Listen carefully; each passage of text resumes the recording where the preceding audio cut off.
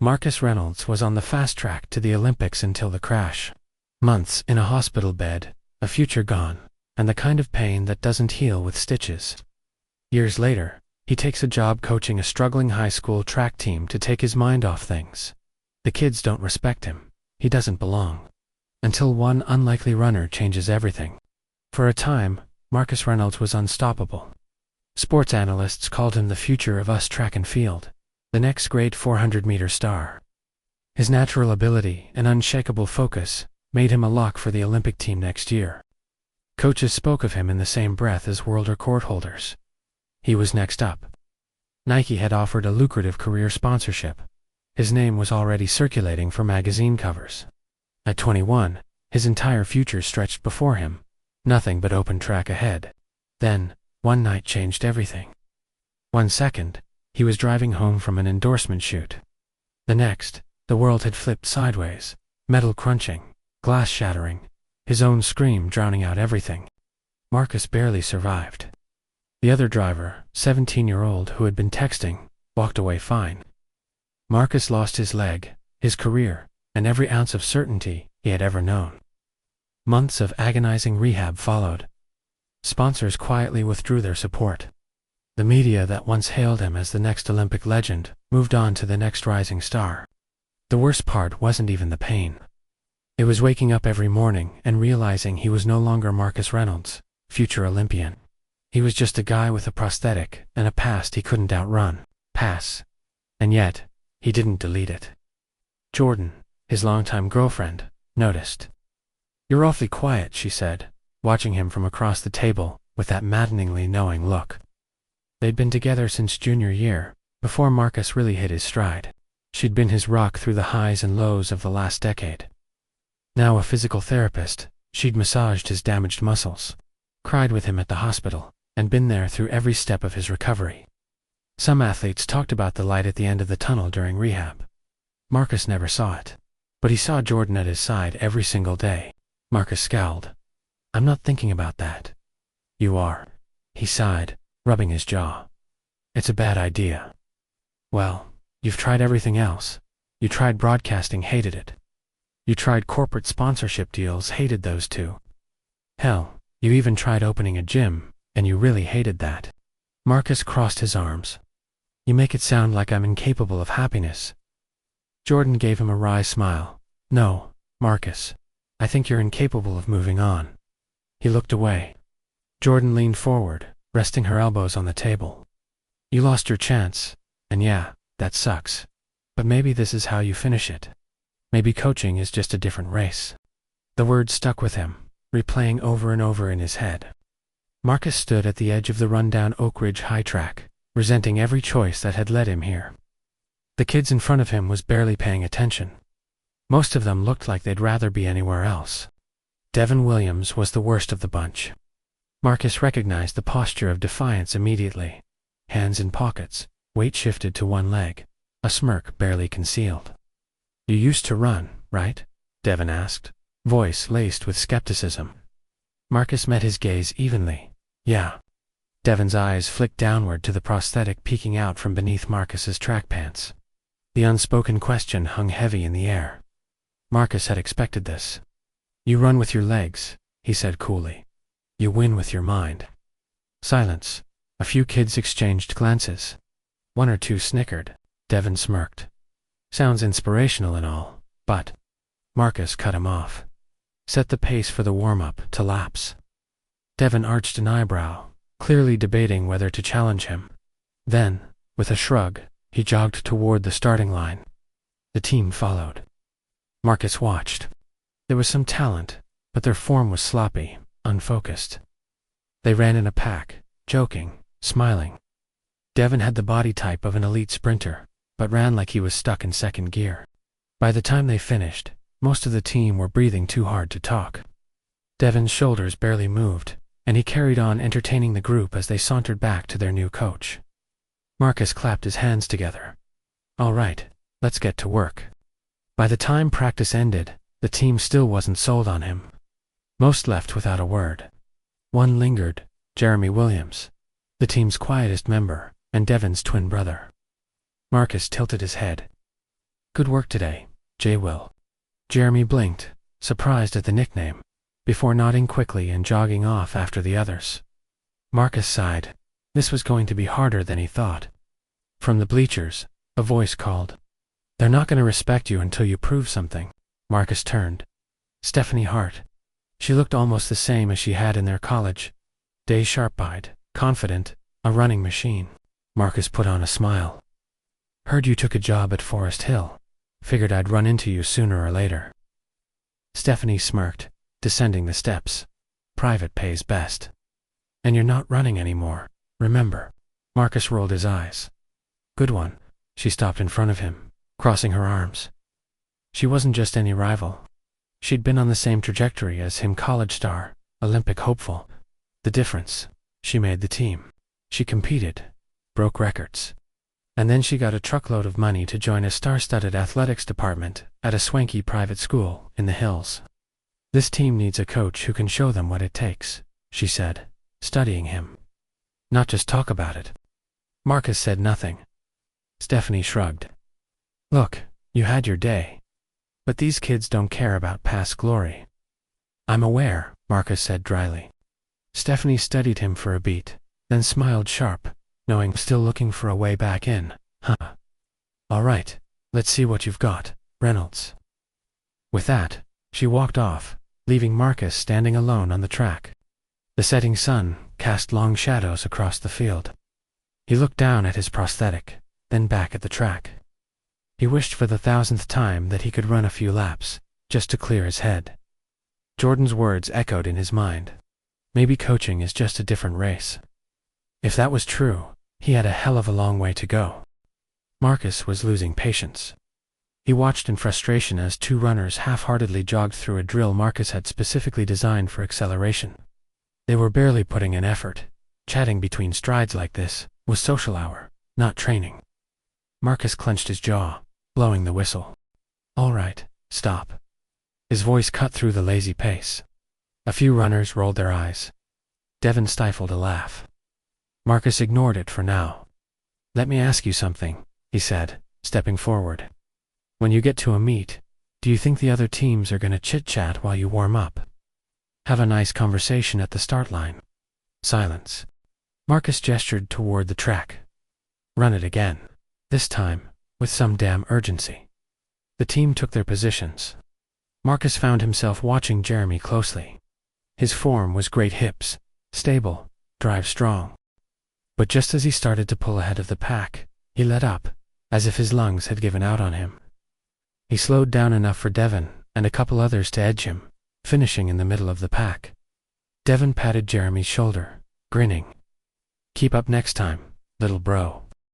Jeremy forced a smile, but he wasn't tired. He wasn't even sweating. Marcus made a note to talk to him later. The rest of practice was more of the same half-vert drills. Devin testing Marcus's patience at every opportunity, and Jeremy blending into the background. By the time they were cooling down, Marcus was fuming. And then it got worse. Coach Reynolds, a smooth, clipped voice, said. Marcus turned to find David Williams standing just outside the track, with his arms crossed. The man looked as if he'd just stepped out of a board meeting. Marcus had heard about him, a decent college sprinter, now a businessman who'd sensationalized his career over time. I wanted to introduce myself. I'm Devin, and Jeremy's father. Marcus nodded once. I know who you are. Williams watched the team pack up. His gaze settled proudly on Devon. Devin's got real potential, Williams said. Built like an ox. He's one of the top sprinters in the state. But I've got to be honest. Coach, I'm a little concerned. Here we go. Concerned about what? Marcus asked, voice even. Williams tilted his head. I respect what you accomplished as an athlete. You were something special. Marcus tensed. But coaching, it's different. These kids need someone who can run with them. Show them what to do. Williams's smile faltered. Well, you understand why some of us might have concerns. Marcus felt a sharp, familiar sting of anger. He met Williams's gaze, holding it steady. You don't have to believe in me. I just need your son, too. Williams's smile faded. I just want to make sure Devin's in the right hands, he said. He's looking at offers from a few other schools. If I think his future is at risk here." He let the threat hang in the air. Marcus clenched his jaw, watching Williams turn and walk away. The apartment was quiet, except for Jordan humming to herself as she made dinner. He stood in the doorway for a long moment, watching her. The way she moved so effortlessly, like nothing could bring her down. She must have felt him staring, because she glanced over her shoulder. "Hey," she said, setting down a spatula. "How was practice?" Marcus exhaled. "I don't know."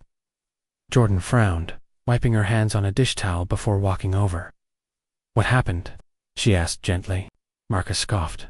"You should see them. I tell them to run, and they laugh. I try to push them, and they just go through the motions." Jordan studied him for a long moment before speaking. "So what? You gonna quit?" Marcus looked up, caught off guard. "What? No?" Jordan folded her arms. "Then stop talking like it." He let out a tired laugh. "I didn't say I was quitting. You're thinking it." Marcus sighed, looking away. Jordan stepped closer, voice softer now. "I know it's not easy. But you didn't take this job to be their friend, Marcus. You took it to make them better. You've got plenty to give." Marcus let that sit for a long moment. Finally he nodded, pushing off the counter. "You're right." Jordan smirked, picking up her spatula again. "I tend to be..." Next week at practice, something felt off. The team was gathered in small groups, whispering in hushed tones. A few looked over their shoulders at him as he approached. Jeremy stood off to the side, staring down at his spikes like they held all the answers in the world. Marcus set his bag down and blew his whistle, calling everyone together. "All right," he said, scanning the group. "Where's Devin?" Silence. Jeremy finally spoke. "He's gone." Marcus frowned. "Gone where?" Jeremy exhaled through his nose, his voice tight. "My dad pulled him out of Oak Ridge. He's at Forest Hill, training with Coach Hart now." A murmur rippled through the team. They already knew. Marcus felt his jaw tighten. The man had all but said he was considering moving Devin, but doing it immediately, mid-season. That was calculated. And leaving Jeremy behind. That was just cruel. Marcus's eyes flicked to the younger twin. Jeremy's shoulders were stiff, his expression blank, but Marcus's knew anger when he saw it. Devin got his dad's full attention, his support, his faith. Jeremy was left behind. Marcus could work with that. The next moments were crucial. "You gonna leave too?" Marcus asked, watching him carefully. Jeremy looked up. "No," he said forcefully. "I'm staying." Marcus nodded. "Good." He let his gaze sweep over the team. "Anyone else planning to follow Devin?" No one spoke. Marcus smirked. "Then let's get to work." For the first time since he took the job, Marcus saw real progress. With Devin gone, Jeremy was pushing himself, listening more, running harder. It was like he had been carrying extra weight for years, and now, finally, he was free of it. Marcus put him through everything: speed drills, endurance training, technique work. He couldn't demonstrate, but Jeremy made up for that by listening intently. He had none of Devin's cockiness, just a hunger to learn, and damn, the kid could run. By the second week, the team noticed. "Man, Jay Will's flying," one runner muttered, after watching him smoke the field in a 200-meter sprint. Another nodded.